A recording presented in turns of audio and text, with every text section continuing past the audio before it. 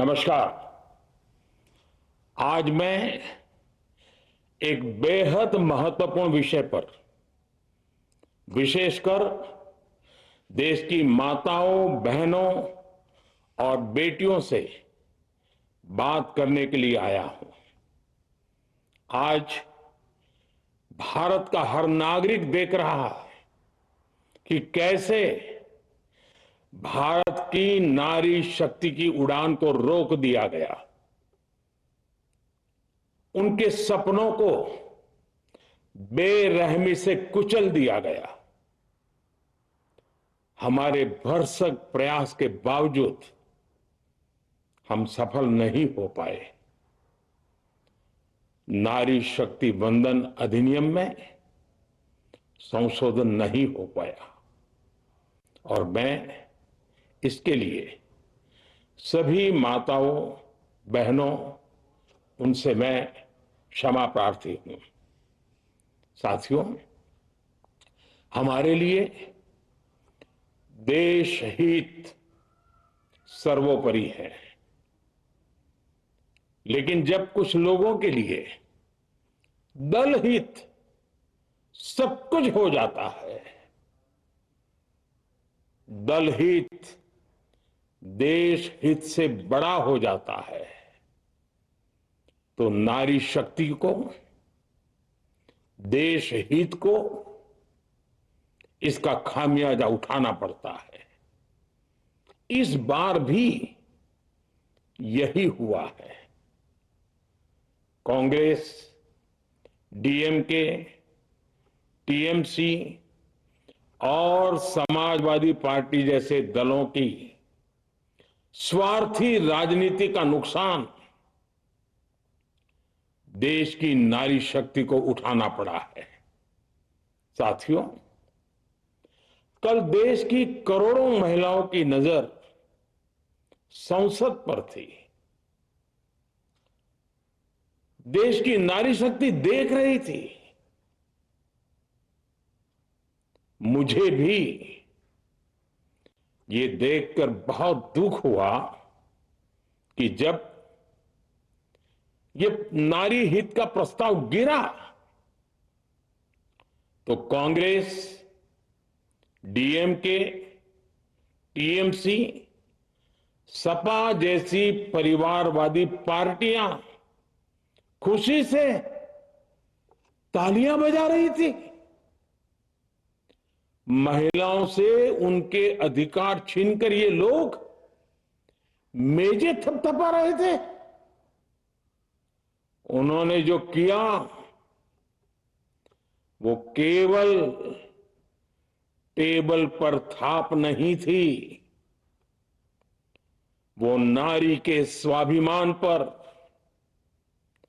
उसके आत्मसम्मान पर चोट थी। और नारी सब भूल जाती है, अपना अपमान कभी नहीं भूलती। इसलिए संसद में कांग्रेस और उसके सहयोगियों के उन सबके व्यवहार की कसक हर नारी के मन में हमेशा रहेगी।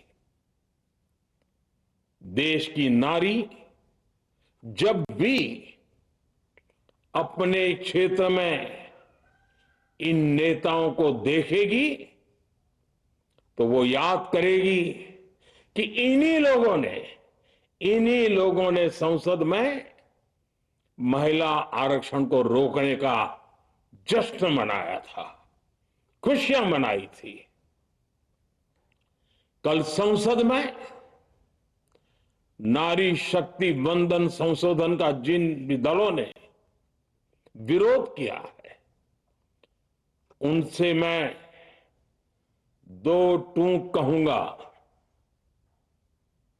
ये लोग नारी शक्ति को फॉर ग्रांटेड ले रहे हैं। वो ये भूल रहे हैं कि 21वीं सदी की नारी देश की हर घटना पर नजर रख रही है। वो उनकी मंशा भांप रही है और सच्चाई भी भली भांति जान चुकी है। इसलिए महिला आरक्षण विरोध करके जो पाप विपक्ष ने किया है,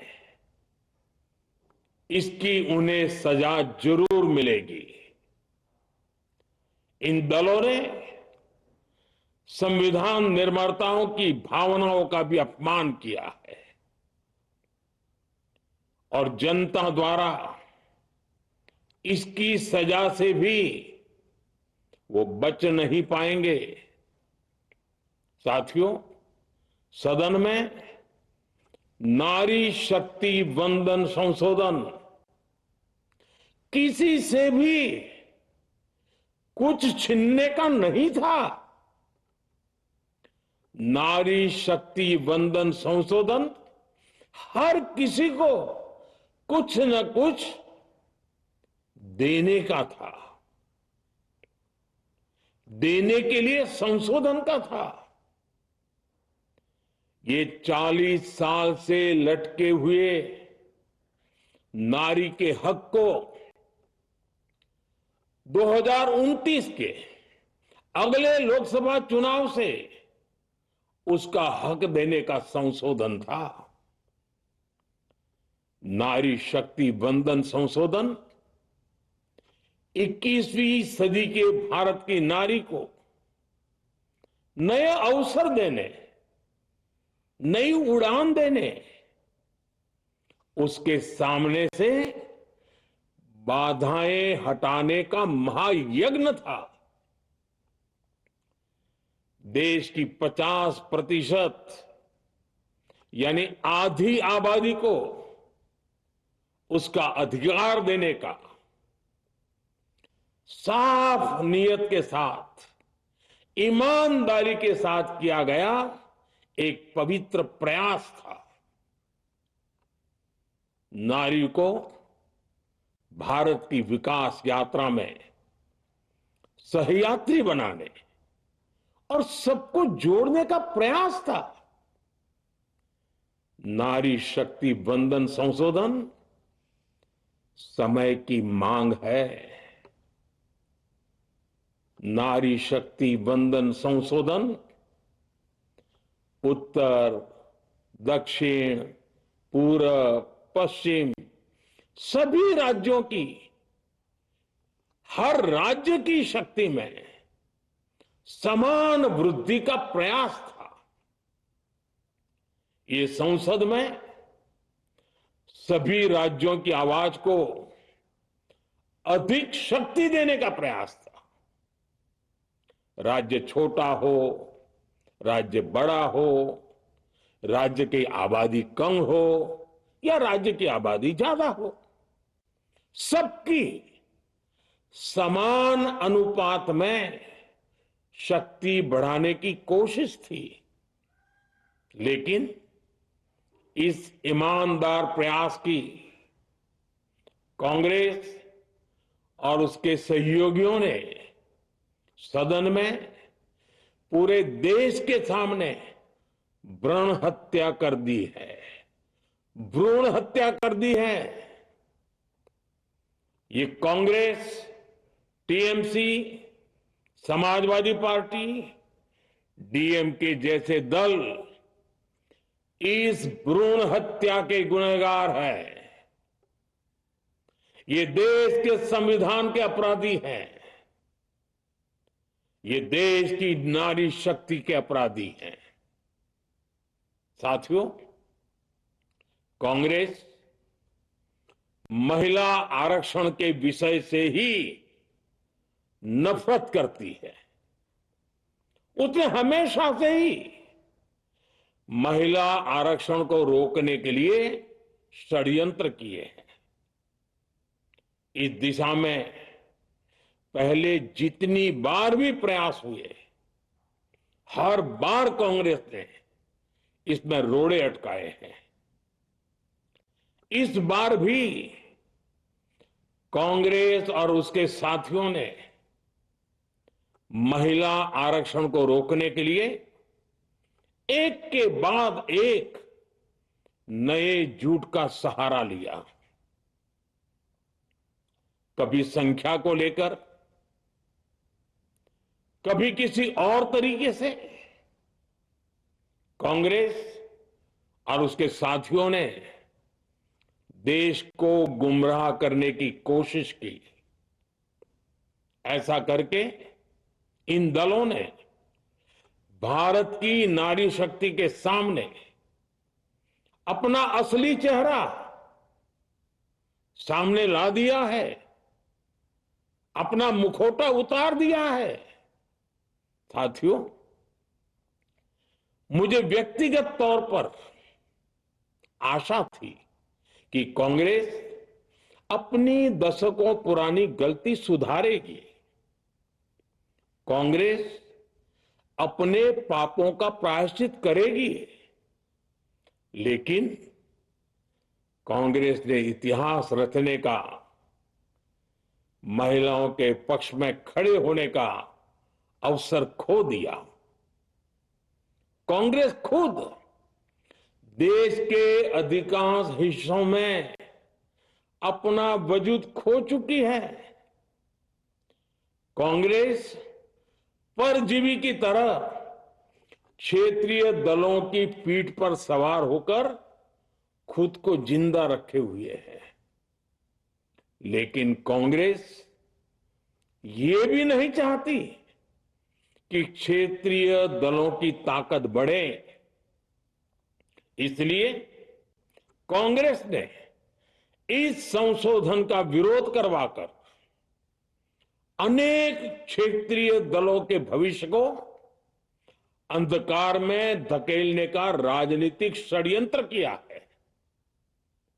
साथियों, Congress, Samajwadi party, DMK, TMC और दूसरी पार्टियां इतने वर्षों से हर बार वही बहाने, वही कुतर्क गढ़ते आए हैं, बनाते आए हैं। कोई न कोई टेक्निकल पेंच फंसाकर ये महिलाओं के अधिकारों पर डाका डालते रहे हैं।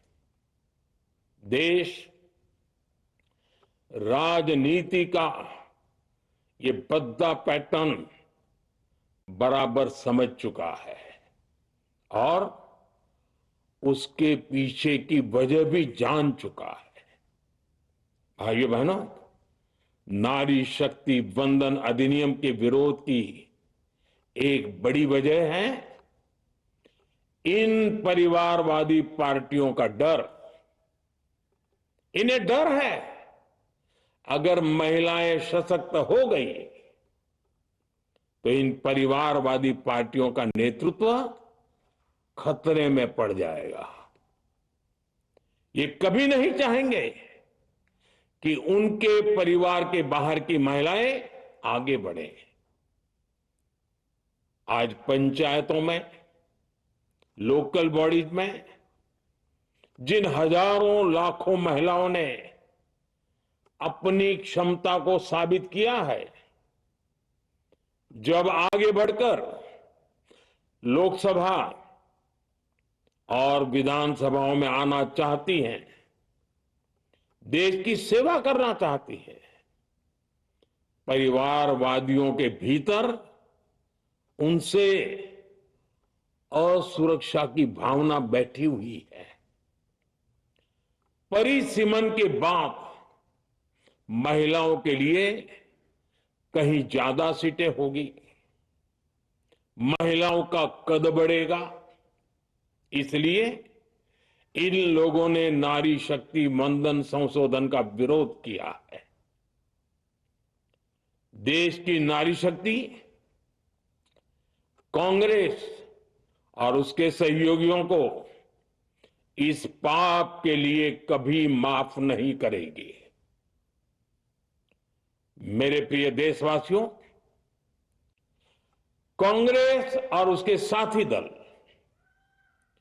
डिलिमिटेशन पर लगातार लगातार झूठ बोल रहे हैं। ये इस बहाने विभाजन की आग को सुलगाना चाहते हैं, क्योंकि बांटो और राज करो, कांग्रेस ये पॉलिटिक्स अंग्रेजों से विरासत में सीख कर आई है और कांग्रेस आज भी उसी के सहारे चल रही है। कांग्रेस ने हमेशा देश में दरार पैदा करने वाली भावनाओं को हवा दी है। इसलिए यह झूठ फैलाया गया कि डीलिमिटेशन यानी परिसीमन से कुछ राज्यों को नुकसान होगा, जबकि सरकार ने पहले दिन से स्पष्ट किया है कि न किसी राज्य की भागीदारी का अनुपात बदलेगा, न किसी का रिप्रेजेंटेशन कम होगा, बल्कि सभी राज्यों की सीटें समान अनुपात में ही बढ़ेगी। फिर भी कांग्रेस, डीएमके, टीएमसी और समाजवादी पार्टी जैसे दल इसे मानने को तैयार नहीं हुए। साथियों, ये संशोधन बिल सभी दलों और सभी राज्यों के लिए एक मौका था, एक अवसर था। ये बिल पास होता तो तमिलनाडु, बंगाल, यूपी, केरला हर राज्य की सीटें बढ़ती, लेकिन अपनी स्वार्थी राजनीति की वजह से इन दलों ने अपने राज्यों के लोगों को भी धोखा दे दिया। जैसे कि डीएमके के पास मौका था कि वो और ज्यादा तमिल लोगों को सांसद विधायक बना सकती थी, तमिलनाडु की आवाज और मजबूत कर सकती थी, लेकिन उसने वो मौका खो दिया। टीएमसी के पास भी बंगाल के लोगों को आगे बढ़ाने का मौका था, लेकिन टीएमसी ने भी ये मौका गंवा दिया। समाजवादी पार्टी के पास भी मौका था कि वो महिला विरोधी छवि होने के दाग को कुछ कम कर सके, लेकिन सपा भी इसमें चूक गई। समाजवादी पार्टी लोहिया जी को तो पहले ही भूल चुकी है। सपा ने नारी शक्ति वंदन संशोधन का विरोध करके लोहिया जी के सारे सपनों को पैरों तले रौंद दिया है। सपा महिला आरक्षण विरोधी है। ये यूपी की और देश की महिलाएं कभी नहीं भूलेगी। साथियों, महिलाओं के आरक्षण का विरोध करके कांग्रेस ने फिर एक बात सिद्ध कर दी है।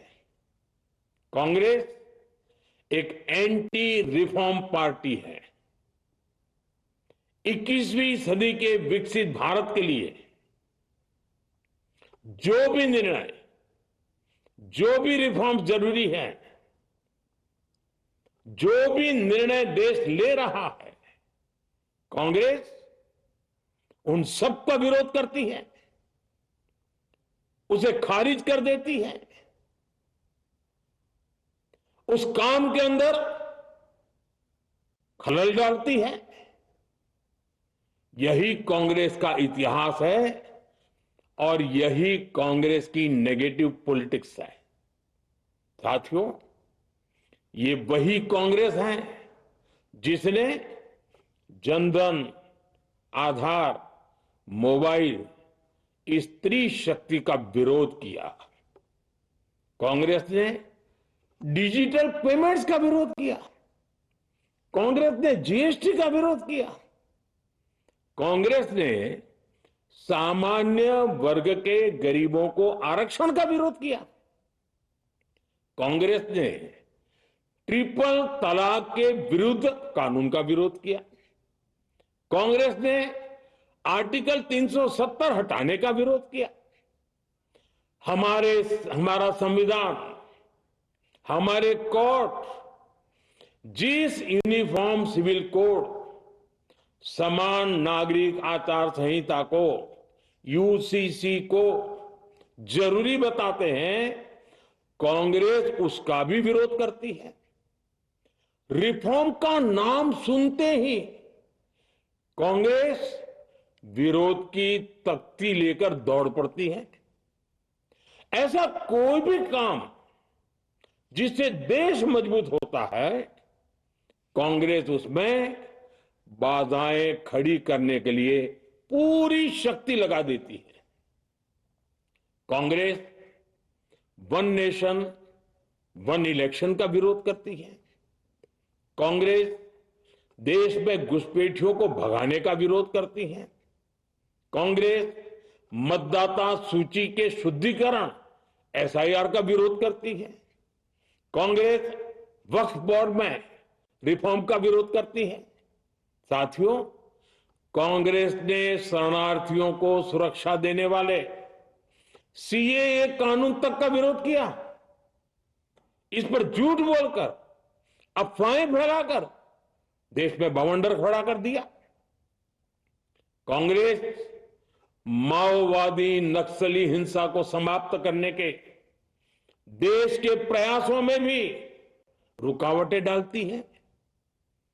कांग्रेस का एक ही पैटर्न रहा है, कोई भी रिफॉर्म आए तो झूठ बोलो, भ्रम फैलाओ। इतिहास साक्षी है, कांग्रेस ने हमेशा यही नेगेटिव रास्ता चुना है। साथियों, जो भी कार्य देश के लिए जरूरी फैसला होता है, कांग्रेस इसको कारपेट के नीचे डाल देती है। कांग्रेस के इसी रवैये की वजह से भारत विकास की उस ऊंचाई पर नहीं पहुंच पाया जिसका भारत हकदार है। आजादी के समय उस दौर में हमारे साथ और भी कई देश आजाद हुए थे। ज्यादातर देश हमसे बहुत आगे निकल गए और इसकी वजह थी कि कांग्रेस हर रिफॉर्म को रोककर बैठी रही। लटकाना, भटकाना, अटकाना, यही कांग्रेस का सिद्धांत रहा है, यही कांग्रेस का वर्क कल्चर रहा है। कांग्रेस ने पड़ोसी देशों के साथ सीमा विवादों को लटकाया। कांग्रेस ने पाकिस्तान के साथ पानी बंटवारे से जुड़े विवादों को लटकाया। कांग्रेस ने ओबीसी आरक्षण के निर्णय को 40 साल तक लटकाए रखा। कांग्रेस ने सैनिकों के लिए वन रैंक वन पेंशन को 40 साल तक रोके रखा। साथियों, कांग्रेस के इस रवैये ने हमेशा देश का बहुत बड़ा नुकसान किया है। कांग्रेस के हर विरोध, हर अनिर्णय, हर छल प्रपंच का खामियाजा देश ने भुगता है, देश की पीढ़ियों ने भुगता है।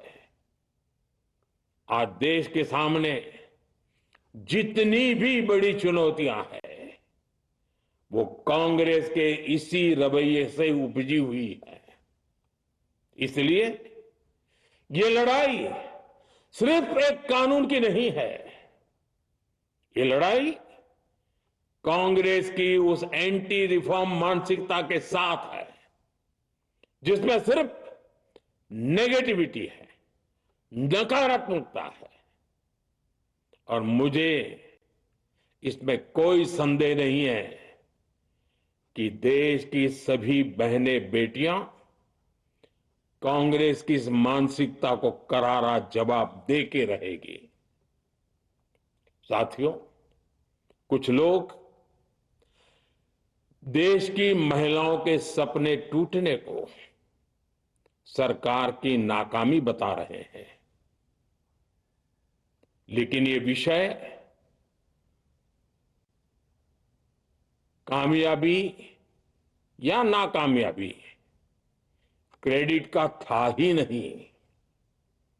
मैंने संसद में भी कहा था, आधी आबादी को उनका हक मिल जाने दीजिए, मैं इसका क्रेडिट विज्ञापन छपवाकर विपक्ष के सभी लोगों को दे दूंगा, लेकिन महिलाओं को दकियानुसी सोच से देखने वाले फिर भी अपने झूठ पर अड़े रहे, कायम रहे।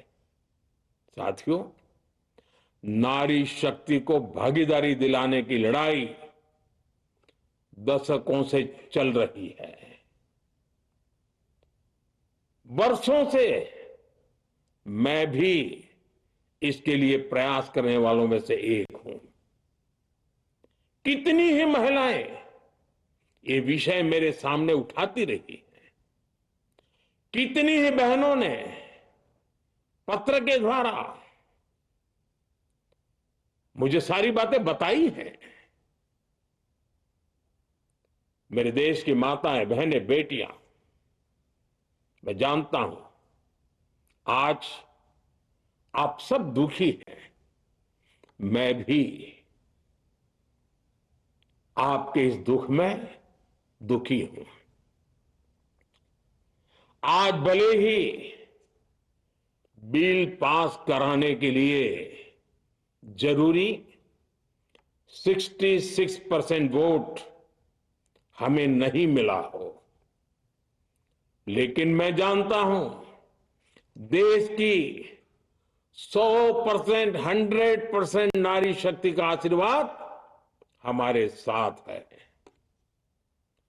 मैं देश की हर नारी को विश्वास दिलाता हूं, हम महिला आरक्षण के रास्ते में आने वाले हर रुकावट को खत्म करके रहेंगे, हटा करके रहेंगे। हमारा हौसला भी बुलंद है, हमारी हिम्मत भी अटूट है और हमारा इरादा भी अड़िग है। महिला आरक्षण का विरोध करने वाली पार्टियां ये देश की नारी शक्ति को संसद और विधानसभाओं में उनकी भागीदारी बढ़ाने से कभी भी रोक नहीं पाएंगे।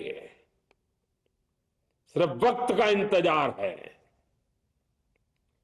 नारी शक्ति के सशक्तिकरण का बीजेपी एनडीए का संकल्प अक्षुण्ण है।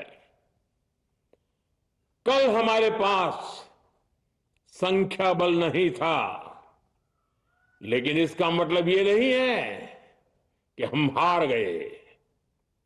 हमारा आत्मबल अजेय है, हमारा प्रयास रुकेगा नहीं, हमारा प्रयास थमेगा नहीं। हमारे पास आगे भी और मौके आएंगे। हमें आधी आबादी के सपनों के लिए, देश के भविष्य के लिए इस संकल्प को पूरा करना ही है। आप सबका बहुत बहुत धन्यवाद।